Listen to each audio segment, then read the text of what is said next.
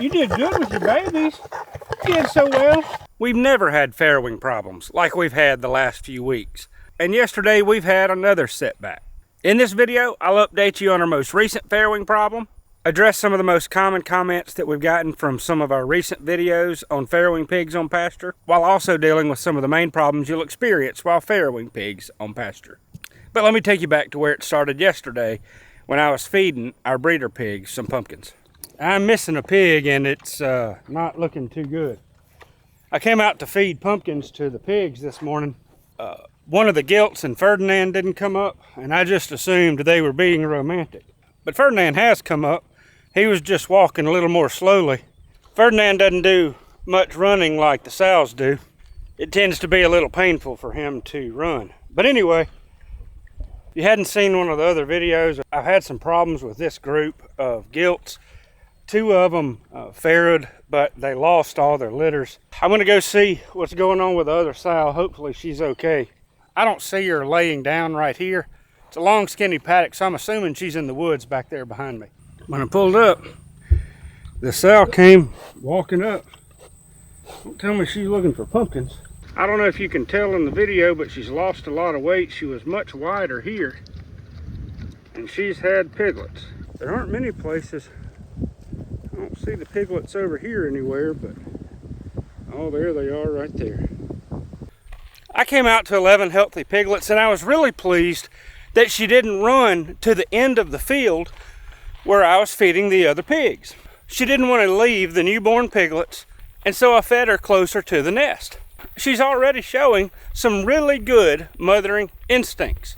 And you see, I was really surprised that she had farrowed, in part because I could not express any milk from her the day before. Usually 12 to 24 hours before a sow farrows, you can express milk. And upon further inspection, I was a little concerned because it didn't look like she was full of milk, and I was not able to express any. Several things can cause low or no milk production. They can range from mastitis, physical problems with the pig, genetic issues, and many others. After talking with a couple swine experts and my dad, who's a veterinarian, we decided to give a dose of oxytocin.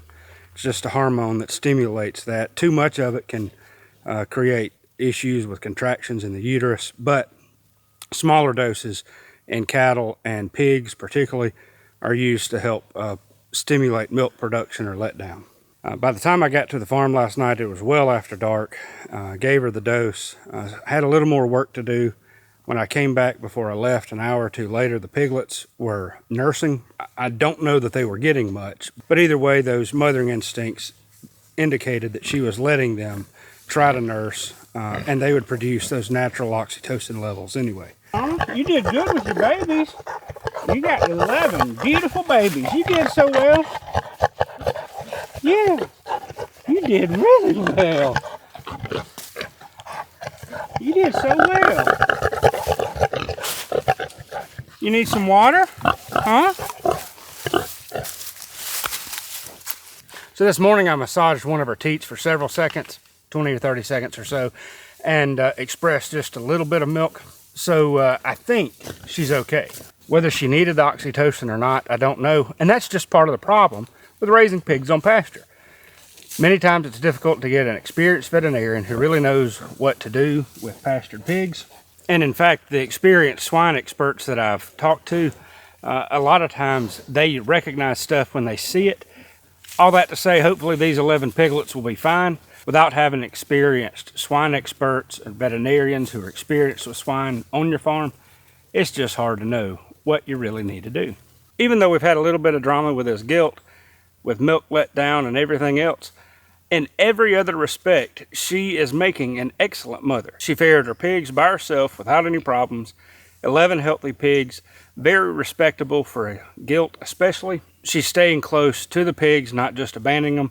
We've had issues with mothers abandoning their piglets as well, even experienced sows. This is wonderful. If she weans these 11 piglets, it's definitely worth keeping her on for another breeding season to see how she performs. All that to say, it can be incredibly difficult to get the information you need to help take care of your pigs while they're on pasture, and you have a lot more complications with farrowing pigs on pasture as well. When you have piglets piling on top of one another like that, that's usually a pretty good sign that they're all fairly healthy. In my experience, a pretty good indicator of health problems with piglets is when you have one or two or even all of them scattered around and not staying together. Usually when they're sick, they seem to isolate themselves a little bit more.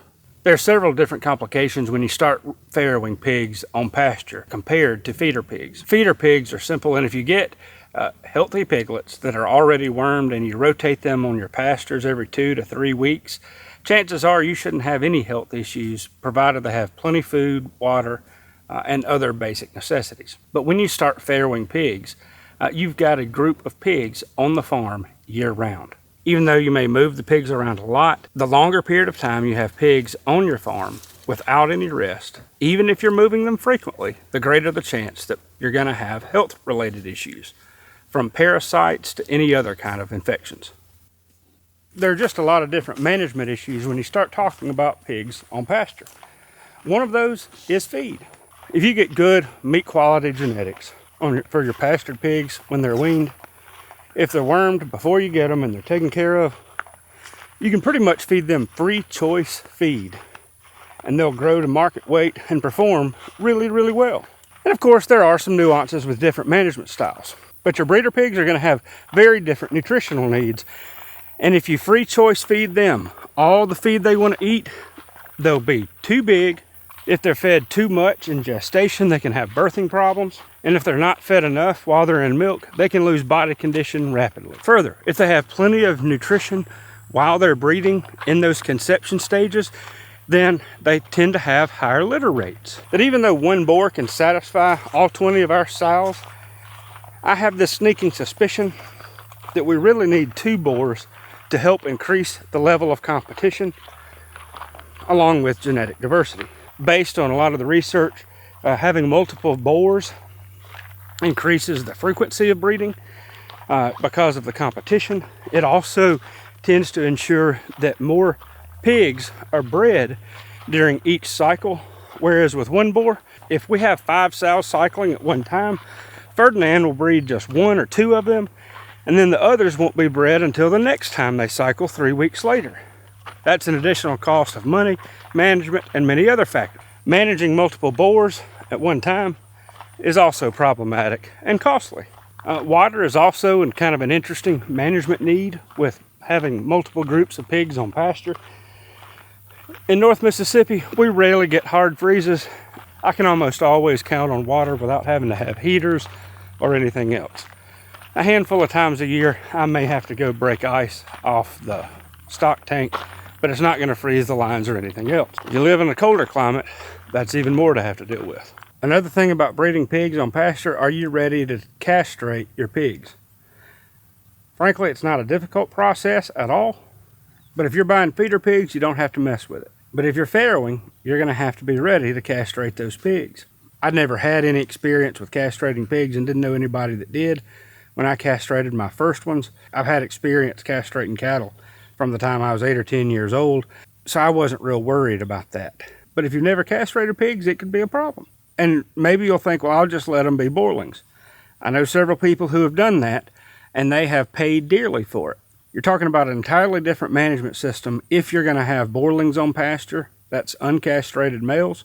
But the gilts or the boarlings will jump through fences, climb fences, whatever else, to breed. That's another level of complexion as well. And even if you get the males raised without castrating them and without having any problems, there's always the issue of boar taint to deal with. I know some people who raise pigs and say they don't have to castrate them because they don't deal with boar taint. The people I know who do that successfully are very, very experienced. It's certainly not something I would start off with. Another issue that you're going to have to deal with is breeding stock. 2 comments about that. First, most pigs are not bred to farrow on pasture. It is an entirely different experience. They're not bred for good mothering instincts. I had 2 or 3 people tell me that if I'd farrow the pigs in a barn with a bumper to keep the sow from stepping on the piglets, I wouldn't lose any piglets because of the sow laying on them. First, I typically do not lose any piglets because of a sow laying on them, primarily because I breed for good mothering instincts. If I have a sow that lays on piglets, I get rid of her. I've got sows that lay down very slowly. If they step or sit on a piglet, when it squeals, they stand up, they look around, they move over, and they lie down again. That's the kind of pig you want to breed on pasture. I don't have a good way to set up a barn for farrowing our pigs in. Secondly, the cost would be too great to build one for that purpose. Third, I've demonstrated that there are good genetics out there. I know what to look for, and I'm doing well with them, so I'm not really worried about sows laying on piglets. But chances are, you will have to look out for that if you're trying to farrow your pigs yourself. Perhaps the greatest issue with farrowing pigs on pasture is finding good breeding stock. I'm just here to tell you, most people that are breeding pigs do not have good breeding stock for farrowing pigs on pasture, in my kind of setting anyway. Maybe they work well in barns, maybe they work well in gestation crates, maybe they work well in certain situations, but I know people who've paid $800–900 for weaned piglets that they thought were phenomenal breeders. Usually the people selling expensive breeding stock are in specialty breeds like Idaho pastured pigs. Coonies are a major one, among others. Only a small percentage of pigs are worth breeding, and many people will sell any of their pigs for breeders because, hey, a lot of people want a particular breed. Then you've got a couple different options. You could pay a lot of money for a proven breeder, or you could pay a little bit more money for gilts and boilings that you raise yourself and not know what you're going to get. The proven breeders on my farm are well over $1,000 because I know what it costs to develop those breeding genetics. So you're going to have to watch out for good quality breeding stock. So if you don't know what you're doing, it can cost a lot of money to get started, or you can spend less money and have a lot of headache and still spend more money and more time trying to develop your breeding genetics. Finally, let me address some of the concerns our YouTube viewers have had about our farrowing operation. I do appreciate your comments of support and care for us and our farm and our pigs. These kind of setbacks are very normal when developing breeding genetics. And while I'm not at the bottom of the learning curve, I'm nowhere near the top either. You see, this group of 10 gilts, well, now it's 4 sows and 6 gilts, have all been trial runs to see how these pigs performed, which ones may be good mothers and which ones may not be. I anticipate problems because I know very few of them are going to be good breeders. All is not lost with our breeding operation. In fact, it's still growing and it'll continue to grow. And hopefully before long, we'll be able to supply more feeder pigs for our customers. And eventually one day, maybe we can provide some good breed quality genetics as well.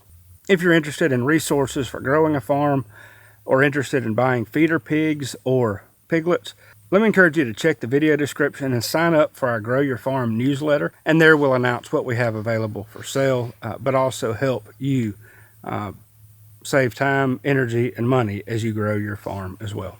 Until next time, y'all take care and have a great day.